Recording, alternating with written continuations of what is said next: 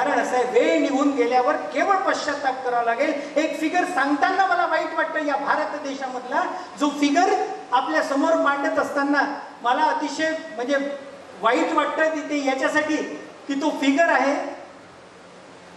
2022चा सर्वे आहे, ज्याच्यामध्ये त्यांनी असं म्हटलंय की वय वर्ष 14 ते वय वर्ष 28 या वयोगटामधल्या आत्महत्या केलेल्या मुलांचं प्रमाण एवढं आहे की या काळामध्ये मृत्यू पावणाऱ्या लोकांचं सगळ्यात जास्त डेथ रेट आत्महत्येमुळे.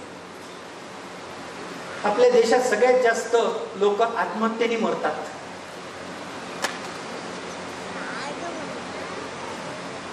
सतरा वर्षाची ती मुलगी आपल्या आजोबांच्या नावानं चिठ्ठी लिहिते कि मुझे अब पढ़ाई का प्रेशर सहन नहीं हो रहा है और इसलिए मैं अपना जीवन समाप्त कर रही हूं. अशा पद्धतीनं अभ्यासाचं प्रेशर सहन न करून आत्महत्या करणारी त्या गावची त्या महिन्यातली ती दुसरी मुलगी असते आणि 2014 मधली 34वी असते कोटा नावाच्या गावात. टॉप क्लास इन्स्टिट्यूट्स मध्ये शिकायला जाणारे मुलं ज्यांना आपण तिथे पाठवलेलं आहे, 34 मुलं एका वर्षात आत्महत्या करतात. का? त्याची शेवटचं वाक्य ना, पश्चाताप करायची वेळ येईल. याचा अर्थ कोट्याला पाठवू नका असं होत नाही, पण ज्याची ताकद आहे, ज्याची कुवत आहे, ज्याची क्षमता आहे आणि ज्याला त्या विषयांमध्ये गम्य आहे त्यालाच पाठवा. तुमचे स्वप्न पूर्ण त्या लहान पोरांच्या खांद्यावर ठेवून करू नका. त्यांचे खांदे कोलमडून जातील आणि ते त्यांच्या आयुष्यात उभेच राहू शकतात. माझी विनंती आहे आपल्या सगळ्यांना की ज्या मुद्द्यांचा विचार तुम्ही आम्ही केला, या सगळ्या मुद्द्यांच्या आधारे आज आपल्याला काय करायचंय, तर आज आपल्याला घरी गेल्यानंतर आपल्या त्या पोराला घट्ट मिठी मारून त्याच्यासोबत वेळ कसा घालवता येईल याचा प्लॅन करायचा आहे. मग तो त्याचा मोबाईल आणून दाखवेल, बाबा हे पहा हे काहीतरी चुकीचं आलेलं आहे, आणि मग त्याला सांगता येईल आपल्याला की हे अडल्ट आहे. दुर्दैवानं सध्या आपल्याकडे अशा अनेक साइट्स आहेत ज्याच्यावर सेन्सरशिप नाही. वरुण ग्रोवर नावाचा एक डायरेक्टर आहे, त्याची एक नवीन फिल्म सध्या किस नावाची प्रदर्शित झालेली आहे, ज्याच्यामध्ये 2 माणसांनी एकमेकांसोबत केलेला 1.5 मिनिटाचा किस आणि त्याच्यावर आलेलं सेन्सॉरचं कत्री, याच्या बेसिसवर तो सिनेमा आहे. तो सिनेमा तुम्हाला मला भारतात पाहायला मिळणार नाही, कारण भारतातला सेन्सॉर बोर्ड त्याला पास करत नाही, पण तो तुमच्या माझ्या मोबाईलवर मोबी नावाच्या ऍपवर फ्रीली अवेलेबल आहे आणि तुम्ही आम्ही तो रोखूच शकत. Not possible. काय करणार? मोबाईल घेऊन येणार पोरांच्या हातचे? नाही, तेही नाही चालत, तेही नाही चालत. इथे माझ्या कॉलेजमध्ये काम केलेले इथापे मॅडम बसलेले आहेत.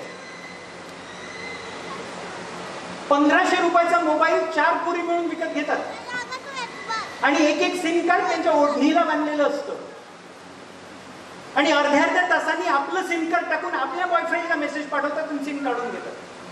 आणि एक सिम कार्ड एका मुलीला मिळवायला काहीच लागत नाही, कारण तिला आधार कार्ड बाबानंच दिलेलं आहे आणि 30 रुपये तिच्या पाकिटात आहेत. हाऊ टू स्टॉप दिस?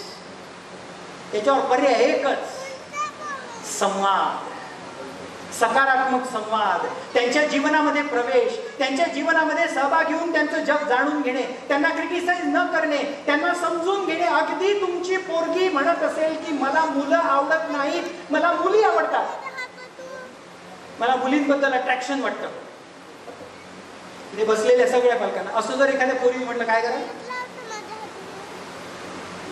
एक तर आपण डोकं धरून बसू, हे काय झालं, तिचं तर लग्नासाठी पोरं पाहून राहिले पण ही म्हणते पोरी आवडते. माझ्या मित्रमैत्रिणींनो, बंधू भगिनींनो, हा एक सिरियस इश्यू आणि आता या संबंधी आपल्याला काम करण्याची गरज आहे. हे पोरं ज्या क्षेत्रामध्ये जातील त्या क्षेत्रामध्ये अजूनही मॅडम आपल्या कॉलेजमध्ये अशा पद्धतीचा ट्रान्सजेंडर किंवा गे असणारा एखादा माणूस स्वतःचा जेंडर डिक्लेअर करून जर येत असेल त्याला काय ट्रीटमेंट देतो तुम्ही आम्ही सांगा, करा विचार. कशी ट्रीटमेंट देतो? एखादा जर गे असेल तर एक तर त्याला छक्का म्हणतो आपण, त्याला हिणवतो, आणि आपले पोरं ज्या सिस्टीम मध्ये शिकून राहिले, ज्या नव्या सिस्टीम मध्ये शिकून राहिले, तिथे इक्वॅलिटी आहे.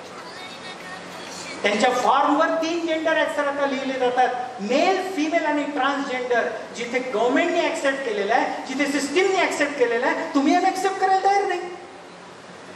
मनाचे कवाड कोणाचे उघडले पाहिजे? आपले. आपण उघड्या डोळ्यांनी पाहिलं पाहिजे काय चाललंय जगामध्ये, आणि मग हे सौजन्यपणे जर पाहिलं तर आपल्याला खऱ्या अर्थाने आधार मिळतो. आणि तो आधार या सगळ्या इंग्रजी लेखकांच्या याच्यातून नाही मिळत, तो आधार आपल्या मराठीमध्ये लिहिल्या गेलेल्या एका कवितेतून मिळतो.